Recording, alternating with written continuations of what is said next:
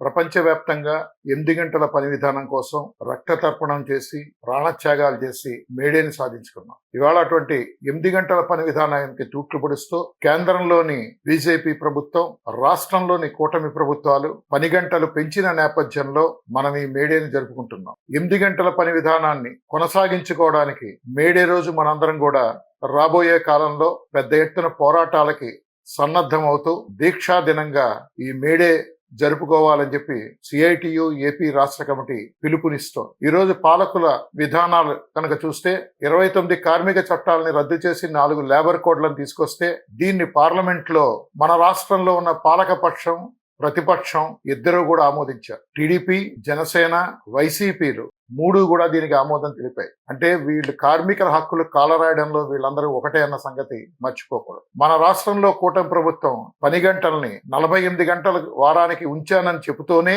రోజుకి 10 గంటల్ని రెస్ట్ టైంతో కూడా కలిపి 13 గంటలకి పెంచింది. దీన్ని మనం వ్యతిరేకించాల్సిన అవసరం ఉంది. ఇవాళ ఎక్కడ కూడా కార్మికులకి యాజమాన్యాల దయాదాక్షిణ్యాల మీద ప్రభుత్వాలు వదిలేశాయి. పాలకులు అవలంబించిన విధానాల వల్ల ధరలు విపరీతంగా పెరుగుతున్నాయి. ఆ ధరలకు అనుగుణంగా వేతనాలు లేవు. వేతన పెంపుదల కోసం నోయిడాలోని గౌతమ్ బుద్ధ నగరంగా పిలువబడే నోయిడాలో, గురుగాంలో, ఇతర అనేక రాష్ట్రాల్లో పెద్ద ఎత్తున కాంట్రాక్ట్ అవుట్సోర్సింగ్ కార్మికులు పోరాటాలు చేస్తూ ఉన్నారు. ఈ రోజు దేశంలో కనుక చూసుకుంటే 77% మంది అవుట్సోర్సింగ్ కాంట్రాక్ట్ పద్ధతిని పనిచేస్తున్నారు. అది గవర్నమెంట్ సెక్టార్ లో కావచ్చు లేదా ప్రైవేట్ సెక్టార్ లో కావచ్చు. ఈ 77% మంది కార్మిక వర్గం అతి తక్కువ వేతనాలతోటి మధ్య దళారీలు, ఏజెన్సీలు దోపిడీలు చేస్తున్నాయి. కార్మికులకు రావాల్సిన జీతాలు, కనీస వేతనాలు, సమాన పనికి సమాన వేతనాలు లేవు. వస్తున్న అరకొర వేతనాల్లో కూడా 30% ఈ ఏజెన్సీలు, కాంట్రాక్టర్లు దోపిడీ చేస్తున్నారు. వీళ్ళందరూ కూడా అధికారంలో ఉన్న రాజకీయ పార్టీలకి బినామీలుగా వ్యవహరిస్తున్న వాళ్ళ కాంట్రాక్టులు చేపడుతున్న పరిస్థితి ఉంది. దేశవ్యాప్తంగా కనుక చూస్తే దాదాపుగా ఈ 77% మంది అవుట్సోర్సింగ్ కాంట్రాక్ట్ కార్మికుల్లో 58.2% మందికి నియామక పత్రాలే లేని పరిస్థితి ఉంది. అలాగే 51.7% మందికి ఎటువంటి సామాజిక భద్రత కూడా అమలు కావట్లేదు. 47.7% మందికి వేతనాలతో కూడిన సెలవులే అమలు కావట్లేదు.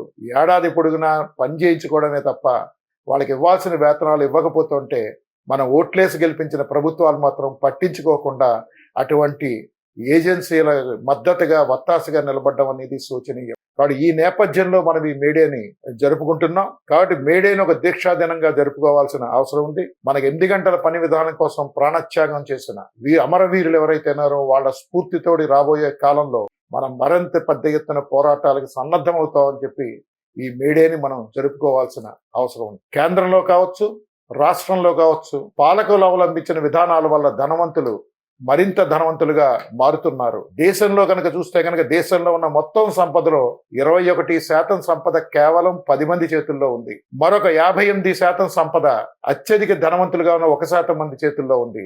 అంటే దేశంలో ఉన్న సంపదలో 80% సంపద 1% మంది కుబేరుల చేతుల్లో ఉంది. ఆ కుబేరుల చేతిలో ఆ సంపద చేరడానికి కారకులు మనం ఓట్లేసి గెలిపిస్తున్న ఈ పార్టీలు, ఈ పాలకులు తప్ప మరొకళ్ళు కాదు. కనీసం మన కనీస వేతనాలు కూడా లేకుండా దోపిడీ కొనసాగించడానికి కారకులు కూడా వీళ్ళే. కాబట్టి దీనిని అర్థం చేసుకోవడం, రాబోయే కాలంలో మన సమాన పనికి సమాన వేతనం కోసం, రెగ్యులరైజేషన్ కోసం పెద్ద ఎత్తున పోరాటాలు నిర్వహించడానికి సన్నద్ధమవుతామని చెప్పి ప్రతిజ్ఞ పూర్తితో ఈ మేడేని జరుపుకోవాల్సిందిగా, ఒక దీక్షా దినంగా జరుపుకోవాల్సిందిగా సిఐటియు ఏపీ కమిటీ పిలుపునిస్తోంది.